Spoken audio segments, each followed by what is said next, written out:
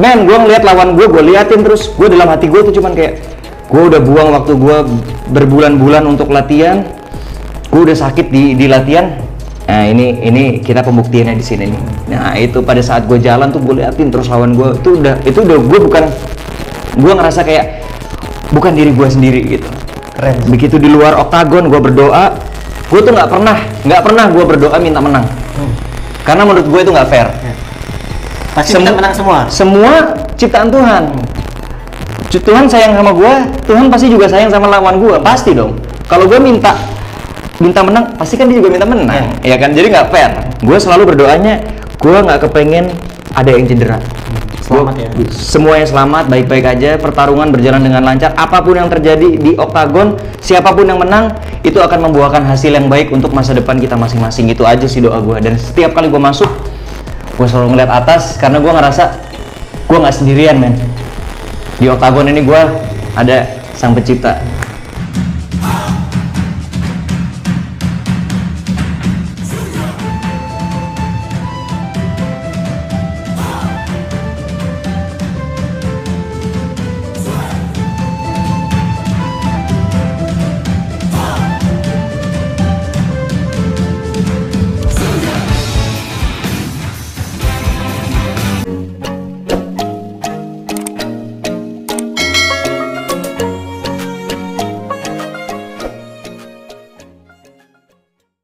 Assalamualaikum warahmatullahi wabarakatuh. Salam pencak silat, salam persaudaraan. Kembali lagi dengan saya Denny Abdusani dalam channel YouTube Denny WW.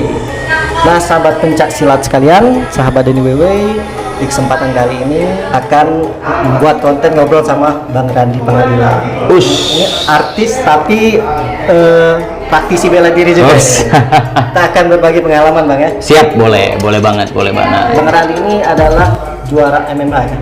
Siap ya, celebrity match. Keren ya. Aku mau nanya dulu nih, sebelum ikut MMA bela diri apa yang Bang Randi ikutin?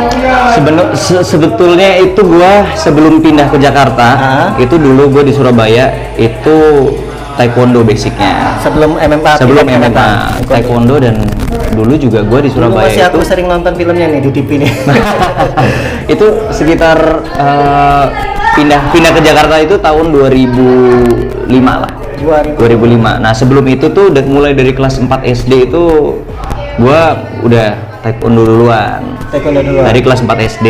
Kelas 4 SD udah taekwondo. Iya, terus sampai di SMP lah, SMP kelas 2 itu juga sering banget ikut kejuaraan-kejuaraan Di taekwondo. Itu mulai dari kejuaraan antar perguruan, terus sampai ke akhirnya ke kejuaraan cabang. Nah, kejuaraan cabang itu aku sempet sampai patah tulang.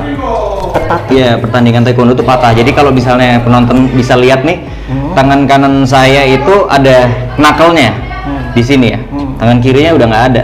Udah pengapuran ya. Jadi ini udah patah waktu itu. Waktu itu gara-gara blok tendangan, ditendang kepalanya, patah jadinya. Nah, keras banget tendangannya. Keras banget karena kan kalau taekwondo memang kita fokus latihannya di tendangan kan. Jadi kalau memang kena tendang, dan pada saat itu perlindungannya taekwondo itu nggak seperti sekarang. Kalau sekarang kan ada glove-nya tuh.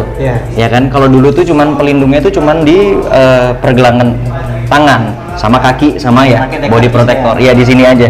Jadi tangan ini bisa dibilang telanjang, nggak ada pelindung gitu. Begitu ditendang ya bisa patah gitu, sampai di kelingking yang kanan ini juga patah. Kalau Mas Denny lihat ini ada saya ya, yang di kanan ini nggak ada, pindah ke sini. Jadi itu nggak dioperasi? Enggak, waktu itu aku nggak tahu pengetahuan tentang recovery atau penyembuhan gitu kan. Jadi aku cuman bawa ke kayak sensei gitu. Urut gitu ya. Diurut lah kayak gitu. Akhirnya yang lama tuh langsung urut. Iya, langsung diurut. Iya. Jadi sekarang sampai sekarang akhirnya ke bawah deh. Patah yang sini nggak ada, sini nggak ada. Ya, cuman akhirnya di 2005 pindah kan ke Jakarta.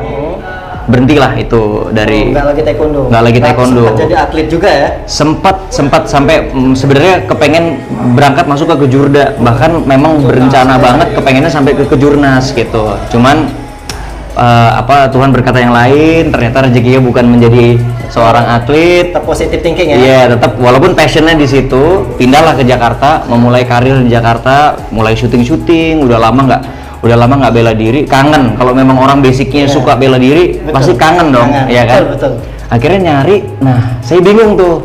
Kalau saya mau balik lagi ke taekwondo, saya nggak tahu di sini di mana tempatnya. Waktu itu belum zaman kayak sekarang bisa dikit-dikit cari di Google, cari di YouTube. Banyak, ya. Sekarang zaman dulu kan handphone masih yang segini nih, susah tuh nyari gimana ya kan. Akhirnya ya udahlah, yang ada aja di deket-deket lokasi syuting tuh ada Muay Thai waktu itu. Nah, belajarlah Muay Thai, hal baru lagi buat gua. Karena kan dulu di taekwondo cuma tendangan.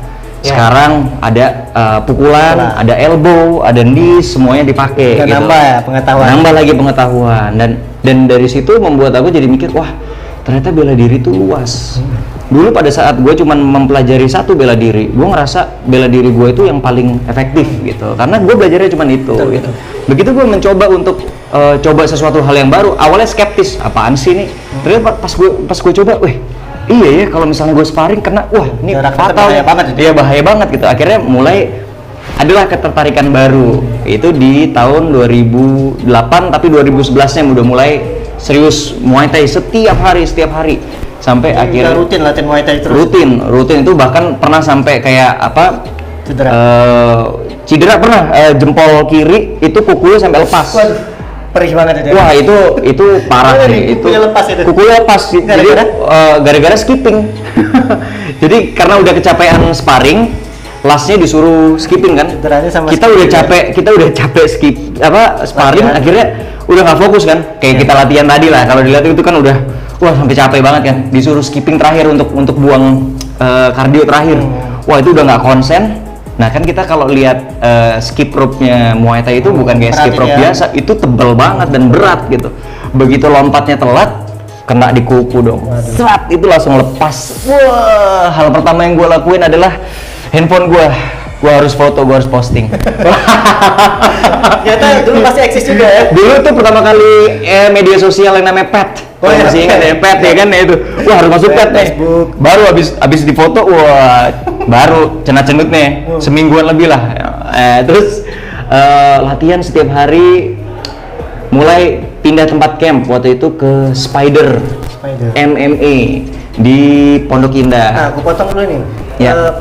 Kepikir nggak pengen jadi ikut atlet Muay Thai gitu, ikut bertanding, kepikir nggak? Enggak sih, waktu itu cuman latihan doang, cuman buat sosialisasi juga karena kebetulan dan kebetulan waktu itu lagi zamannya banget Muay Thai, terus teman-teman aktor aktris itu juga pada latihan bareng, jadi kayak sosialisasi sekalian kita juga latihan cari keringat, terus nambah ilmu baru, seru kan?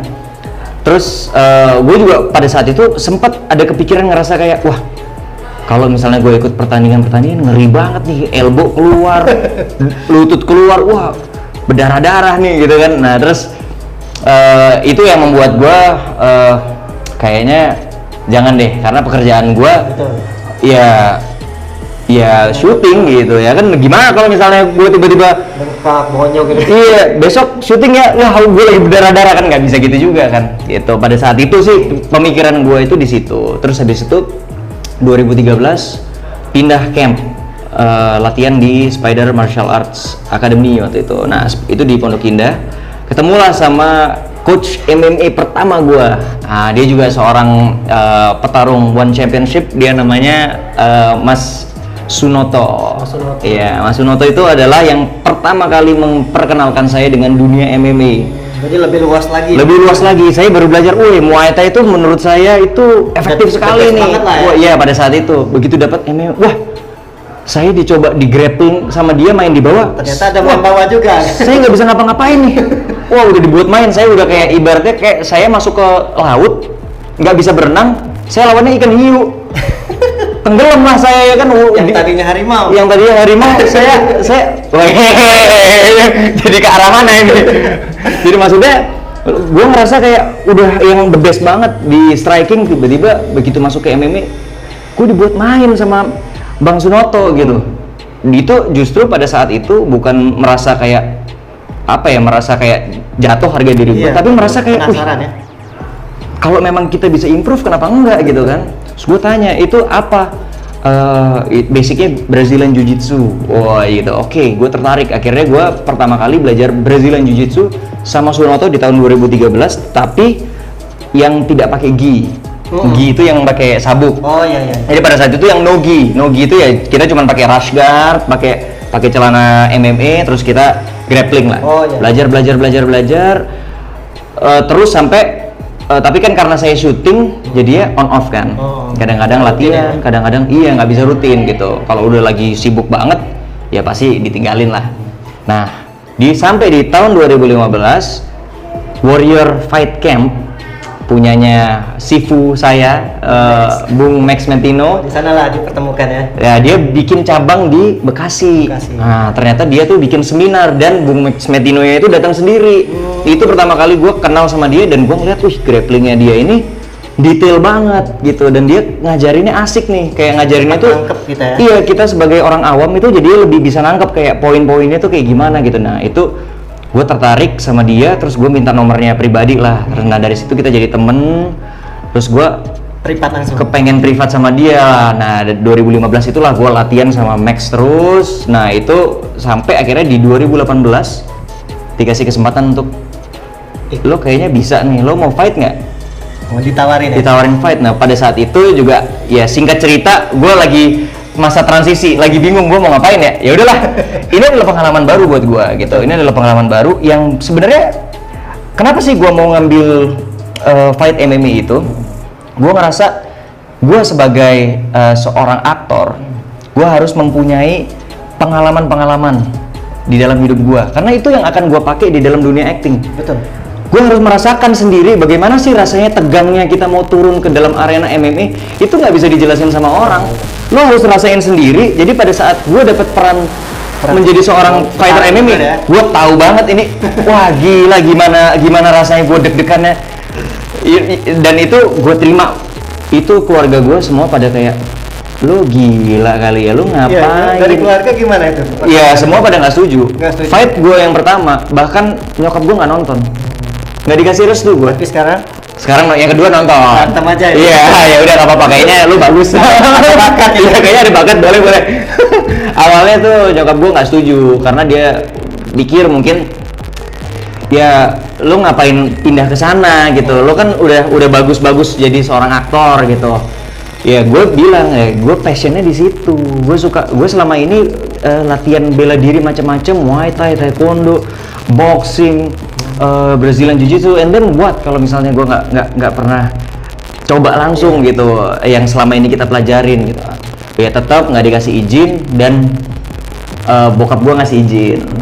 Soalnya bokap gue ngerasa kasihan nih kalau seluruh keluarga nggak ngasih izin juga, dia akan pergi perang dengan down gitu kan, tanpa ada restu gitu kan. Bokap gue yang ngerangkul gue, nah lu pasti menang, udah nggak apa-apa pergi aja, soal mama nanti biar papa yang ngomongin. Udah, gue berangkat MMA itu gue sendirian. Gue nggak tahu kalau ternyata di One Pride MMA itu kita boleh bawa asisten atau trainer mungkin untuk nemenin. Kan kita karantina kan selama 3 hari. Selama 3 hari gue sendirian, men. Sendirian. Gak ada pelatih. Gue di kamar sendirian. Gue latihan sendiri di kamar.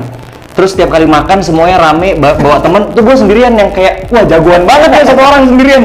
Itu serius. Itu kayak di film-film. Iya, padahal bukan karena gue so jago, karena gue nggak tahu kalau ternyata boleh bawa satu orang lagi. Gue sendirian, itu bener-bener sendirian. Sampai di hari hanya datanglah cornerman gue itu, dikasih tahu nanti strateginya begini, strateginya begitu. Oke. Pas di backstage itu udah mulai tuh, semua pikiran gue tuh bercampur aduk tuh. Stres, terus ada takutnya. Ya wajar lah, itu manusiawi. Apapun pasti ada rasa takut, itu pasti. Masih ada. Siapa yang orang gila banget kepengen dipukul gitu. Wah, gue suka banget dipukul. Nggak ada lah gitu. Paling gimana caranya menutupin aja. Betul, itu poker face kan. Kepukul sakit tapi kita nggak nunjukin sakit, padahal ya sebenarnya semua orang juga dipukul nggak mau lah. Betul. Jadi itu ada takutnya, ada nervousnya. Nah, itu pada saat gue dipanggil sama tim TV, Mas Randy 10 detik lagi ya berdiri di belakang apa layar yang dibuka itu kan. Oke, siap, gue berdiri. You know what? Itu dalam kepala gue tuh official ada nggak? Kenapa? Official. Maksudnya cornerman. Cornerman-nya di ujung kan nunggunya di bawah. Iya. Gue di belakang itu kan gue sendirian lagi. Itu dalam pikiran gue tuh kayak anjing Ren, lu ngapain di sini? Lu salah pilih jalan hidup nih kayaknya. gue udah kayak bisa nggak sih gue cancel nih? Bisa nggak? Nggak jadi. Nggak, tapi kan nggak mungkin kayak gitu kan. Jadi gue dalam hati doang itu kayak wah. Tapi begitu dibuka, cek. I feel like gue kayak orang yang beda aja. Begitu dibuka itu gue ngerasa kayak timbul jiwa petarungnya. Jiwa petarung gue keluar dan gue langsung kayak there's no way back down, man. Kalau udah bilang petarung guys merinding. Itu kayak begitu dibuka, terus itu langsung kayak Randy itu ketinggalan. Randy gue ketinggalan gitu. Itu udah kayak alter ego gue. Orang lain itu yang berdiri di situ. Kayak mata gue langsung, teman-teman gue, saudara gue semua bilang kayak lu beda, man. Udah siap berantem. Begitu keluar tuh gue langsung kayak men, gue ngeliat lawan gue liatin terus. Gue dalam hati gue tuh cuman kayak gue udah buang waktu gue berbulan-bulan untuk latihan. Gue udah sakit di latihan. Nah ini kita pembuktiannya di sini nih. Nah itu pada saat gue jalan tuh gue liatin terus lawan gue itu udah gue ngerasa kayak bukan diri gue sendiri gitu. Keren. Begitu di luar oktagon gue berdoa, gue tuh nggak pernah gue berdoa minta menang. Karena menurut gue itu nggak fair. Pasti kita menang semua. Semua ciptaan Tuhan. Tuhan sayang sama gue, Tuhan pasti juga sayang sama lawan gue, pasti dong. Kalau gue minta menang, pasti kan dia juga minta menang, ya kan? Jadi nggak fair. Gue selalu berdoanya, gue nggak kepengen ada yang cedera. Selamat ya. Semuanya selamat, baik-baik aja. Pertarungan berjalan dengan lancar. Apapun yang terjadi di oktagon, siapapun yang menang, itu akan membuahkan hasil yang baik untuk masa depan kita masing-masing. Itu aja sih doa gue. Dan setiap kali gue masuk, gue selalu ngeliat atas karena gue ngerasa gue nggak sendirian, men. Di oktagon ini gue ada Sang Pencipta, ada di belakang gue. Itu sebenarnya yang gue create di dalam hati gue supaya gue berani. Karena pada saat gue masuk di oktagon, gak ada yang bisa nyelamatin gue. Coach gue ada di luar, ya kan? Gak ada sutradara yang bisa cut.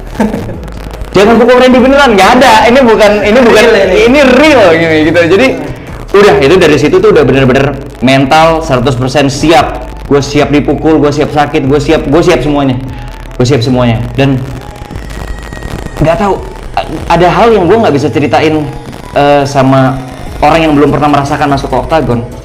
Itu gue ngerasa kayak serame apapun, gue nggak denger apa-apa loh. Gue kayak fokus berarti.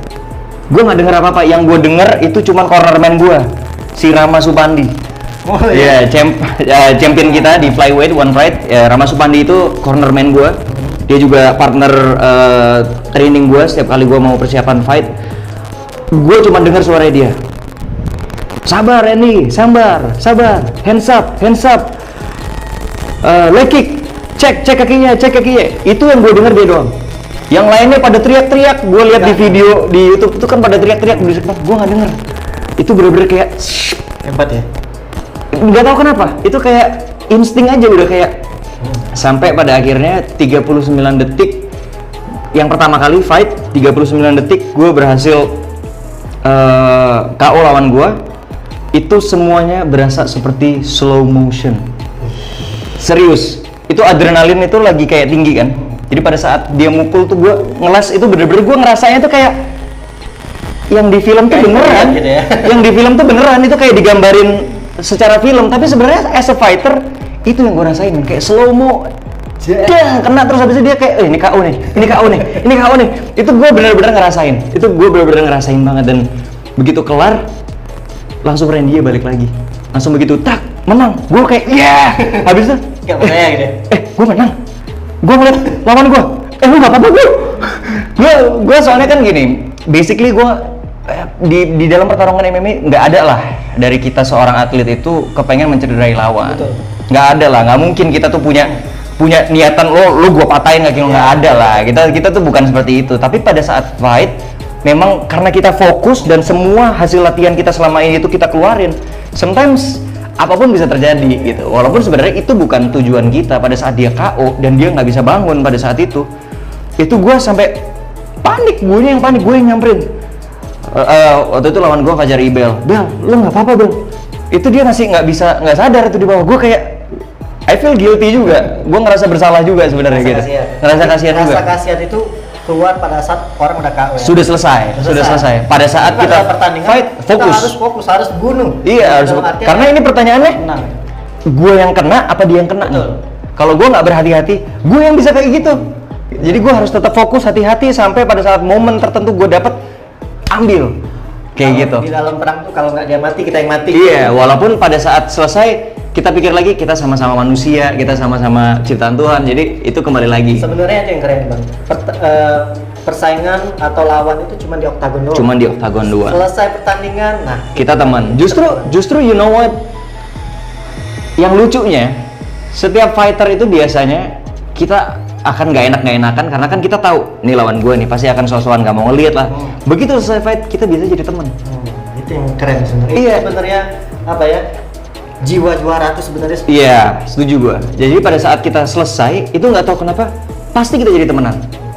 Fight gue yang kedua lebih akrab. Fight gue yang kedua sama Adi Pawitra waktu itu. Pada saat fight gue lihat di video ulangannya, gue nggak ada kasihan sama sekali sama dia. Kayak bener-bener lu harus jatuh, gue harus menang. Begitu kelar, gue sampai sekarang gue temenan sama dia. Pada saat dia cedera kakinya, ditendang. Iya, aku nonton. Iya. Pada saat dia cedera dan dia nggak bisa bangun kan, dia sampai pakai kursi roda keluarnya. Itu benar-benar penonton mungkin nggak ada yang tahu apa yang terjadi setelah itu. Tapi ini gue kasih tahu. Yang terjadi sebenarnya, gue datang ke ruang medis, gue rangkul dia, man. Gue minta maaf, sorry, dan dia pun pegang kepala gue, it's okay man, it's a fight, ini fight biasa. Kalau bukan lu, ya gue yang kena. It's okay, it's a good fight. Dia bilang gitu. Gue minta maaf sama bapaknya, gue minta maaf sama istrinya. Ada di ruang keluarganya. Di ruang medis itu ada bapaknya, ada ibunya. Gue masuk, gue yang sorry ya, gue ketemu dia dulu. Lu nggak apa-apa men, nggak apa-apa. Dia lagi parah bro, lagi kesakitan. Gue samperin, gue ngomong sama coachnya, sorry ya bro ya, it's okay. Itu yang terjadi sebenarnya. Nah, itu penonton nggak ada yang tahu. Yang penonton tahu tuh cuman, gue menang di atasnya. Di belakang itu sebenarnya kita jiwa manusiawi lah. Kita tetap ada kasihannya. Kita tetap yang kita nggak mau nyederain orang gitu. Ini sebenarnya respect sekali. Pertandingan itu tuh penuh dengan full of respect sih gitu. Jadi setelah pertandingan pertama selanjutnya udah nggak grogi lagi. Lebih percaya diri lah ya. Lebih percaya diri, tetapi tegang tuh tetap ada. Tegang tuh tetap ada. Apalagi kalau kita udah di belakang panggung, kita dengar semua orang tuh udah mulai dari sudut merah, Randy Pangalil. Wah, itu udah banyak yang mendukung ya. itu rasanya kayak, oh man, tegang banget tuh. Semangat ya. Tapi semangat dong, semangat. Iya, semangat banget. Oke, jadi sekarang kapan lagi nih bertanding nih? Belum tahu. Ini memang kebetulan lagi nunggu lawan. Dan kalaupun memang ada, ini rencananya akan menjadi pertarungan terakhir gue. Dan gue akan farewell sekalian di atas oktagon untuk ya udah selesai. Baik menang ataupun kalah. Menang ataupun kalah karena gue akan lebih fokus ke dunia aktor gue lah. Walaupun tetap gue tidak akan meninggalkan dunia MMA. Latihan tuh tetap latihan ya. Tetap karena itu adalah hobi gitu kan. Gue latihan itu memang gatel, memang kepengen latihan gitu. Tapi untuk melanjutkan fight satu lagi terakhir itu memang udah rencana gue sih. After that gue kepengen dan selesai. Akhir karir di MMA lah. Iya, langsung fokus ke dunia aktor. Yang penting apa yang gue dapat sudah terpenuhi. Maksudnya gue sudah sebagai aktor, gue sudah tahu rasanya gimana sih, rasanya persiapannya. Yang paling berat itu bukan pada saat fight, pada saat persiapan itu gila banget. Prosesnya itu sebenarnya kadang-kadang gue tuh ngerasanya gini, kayak fight gue yang pertama, men, gue latihannya itu sampai muntah-muntah, berat banget. Ternyata pada saat fight cepet banget gitu. That's it gitu. Tapi latihannya tuh bisa kayak wah sampai muntah-muntah. Iya, kita latihan bertahun-tahun sampai capek sampai muntah. Pasti pertandingan cuma dalam waktu berapa menit. Iya. Kalau memang full paling 5 menit kali 3 ronde. Iya. Kalau championship 5 menit kali 5 menit kali 5 ronde. Padahal kita latihannya tuh more than that gitu, bertahun-tahun latihan fisiknya, latihan tekniknya. Wah. Jadi apa yang gua impikan udah tercapai. Gua udah tahu gimana rasanya turun ke oktagon.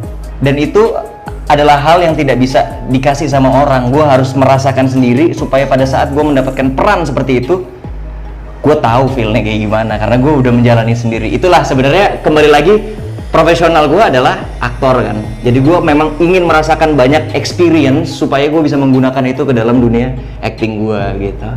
Jadi setelah ikut MMA, ada lagi yang ikutin bela diri lain? Sekarang gue lagi menambah arsenal persenjataan gue dengan gulat sama Theodorus Ginting kebetulan di Lions MMA, dan ini adalah hal baru buat gue dan fun sih, seru banget. Ngeri sekali bang, perpaduan gulat sama BJJ Brazilian. Jadi wah, tambah full power banget ya. Iya. Sama Bang Tio, memang di sini kita lagi di campnya Bang Tio ya. Iya, kita lagi ada di campnya Bang Tio. Bang Randi ini haus akan latihan. Gue suka banget sih, memang gue cinta dengan martial arts. Gue suka banget belajar hal yang baru. Memperkaya diri aja dengan banyak pengalaman dan membuat kita menjadi lebih humble. Karena dengan kita mempelajari banyak hal, kita jadi tahu kalau semakin ilmu kita tuh dikit. Iya, ilmu kita tuh dikit gitu. Dan kalau misalnya kita ngerasa kayak, oh bela diri gue paling jago, the best, lo harus coba deh. Bela diri itu ada banyak dan baru kita akan menemukan kalau di setiap bela diri itu pasti ada kelebihan dan ada kekurangannya juga. Betul. Itu sih. Oke, Bang Randi, terima kasih atas pengalaman. Sama-sama. Jadi buat teman-teman ya teruslah belajar bang. Teruslah belajar. Dan kalian harus mempunyai jiwa sang juara. Ya bertarung itu cuma di oktagon, di ring atau di gelanggang. Betul. Di luar itu kita saudara. Kita saudara. Terima kasih Bang Randi atas waktunya. Sama-sama. Sukses selalu untuk karirnya ke depan. Terima kasih, amin. Sama-sama.